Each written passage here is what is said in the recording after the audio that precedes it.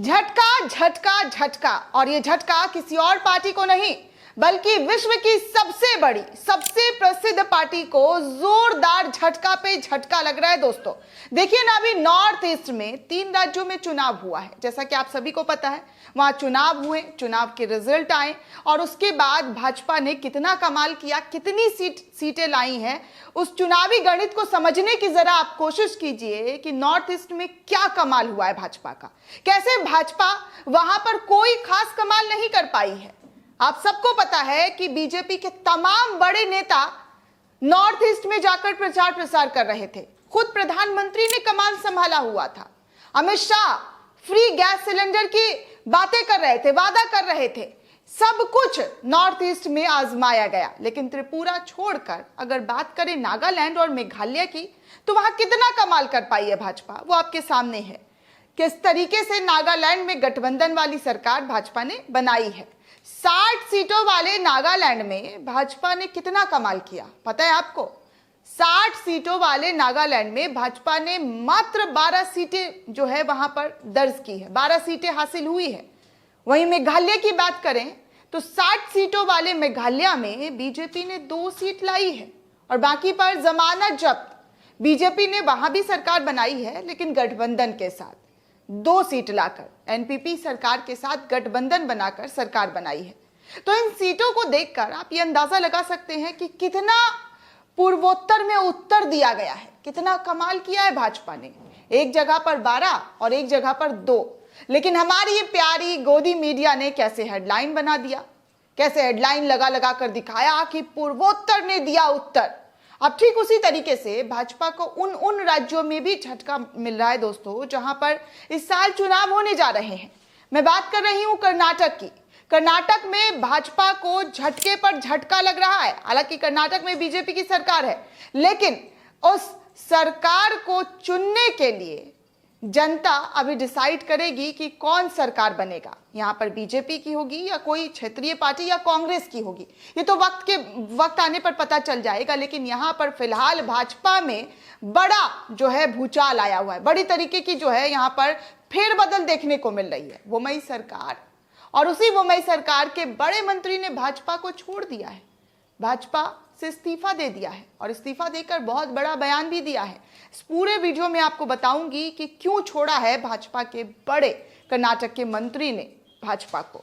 दोस्तों, कर्नाटक विधानसभा चुनाव 2023 से पहले सत्तारूढ़ बीजेपी को झटका देते हुए 4 बार के एमएलसी पुतना ने बीजेपी छोड़ दी है और कांग्रेस में वो शामिल हो गए हैं। जी हाँ दोस्तों, बीजेपी छोड़कर कांग्रेस में शामिल हो गए। यही कांग्रेस के लोग कांग्रेस छोड़कर बीजेपी जा रहे थे, तो बीजेपी कितना हेडलाइन लगा लगा कर बता रही थी ट्विटर के माध्यम से कि देखिए कैसे कांग्रेस जो है डूब रही है, डूबती नैया हो गई है, उनको कोई खबैया नहीं है।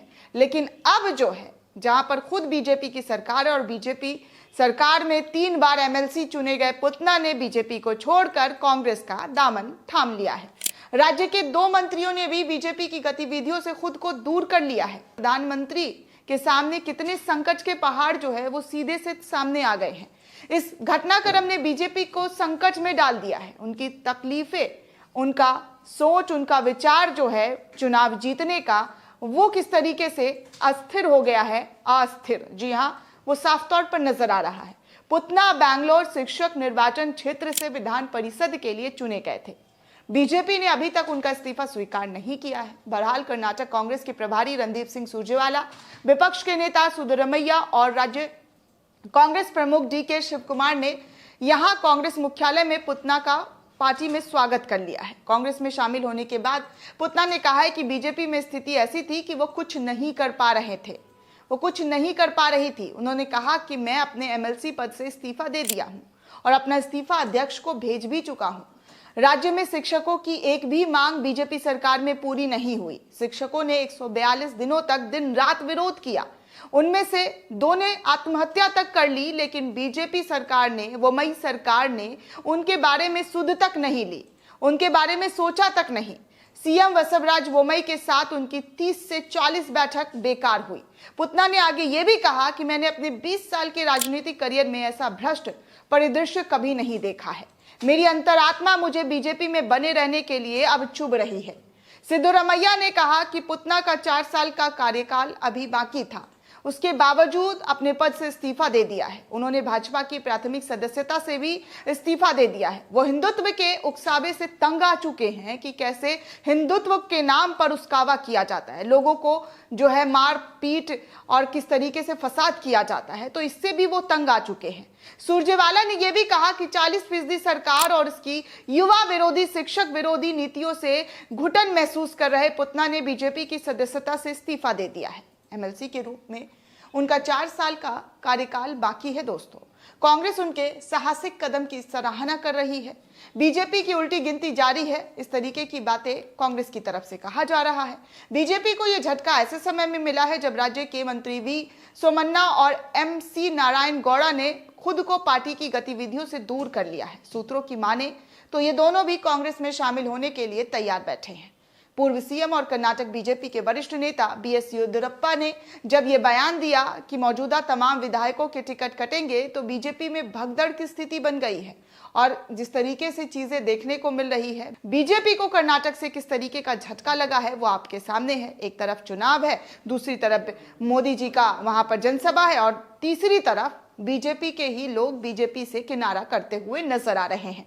दोस्तों, अब इस पूरे रिपोर्ट को लेकर आप क्या सोचते हैं, आपकी क्या प्रतिक्रिया है, हमें कमेंट सेक्शन में जरूर बताइएगा। साथ ही साथ नेशन 360 को ज्यादा से ज्यादा लाइक, शेयर और सब्सक्राइब करना बिल्कुल भी ना भूलें।